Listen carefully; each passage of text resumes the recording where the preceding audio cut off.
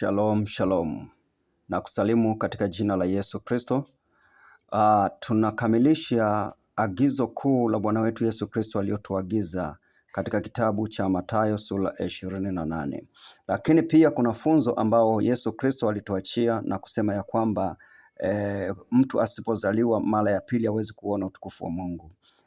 Katika kitabu cha Yohana sura ile ya 3 neno linasema ya kwamba katika mstari wa 2 anasema huyo alimwijia Yesu usiku akamwambia, Rabi, tunajua ya kuwa mwalimu umetoka kwa Mungu, kwa maana hakuna mtu awezaye kuzifanya ishara hizi uzifanyazo wewe isipokuwa Mungu yu pamoja naye. Yesu akajibu akamwambia, amini amini nakwambia, mtu asipozaliwa mara ya pili hawezi kuona ufalme wa Mungu.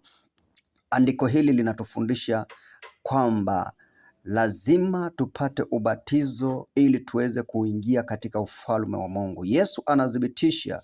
Nikodemo alipomwendea Yesu usiku, Yesu alimfundisha Nikodemo, lakini Nikodemo aliuliza, je, mtu akiwa amekuwa mzee anawezaje kuingia tumboni kwa mama yake kisha akazaliwa tena mara ya pili? Yesu akasema, hapana, si kuzaliwa hivyo, ila ni kuzaliwa kwa maji, kwa ubatizo, kwa njia ya ubatizo. Ndio maana Yesu anatuachia agizo kuu ili kwamba tupate kuweza kuurithi ufalme wa mbingu. Lakini tazama, katika neno pia linasema, maana kwa jinsi hii Mungu aliupenda ulimwengu hata akamtoa mwanao pekee, ili kila mtu amwaminie asipotee, bali wawe na uzima wa milele.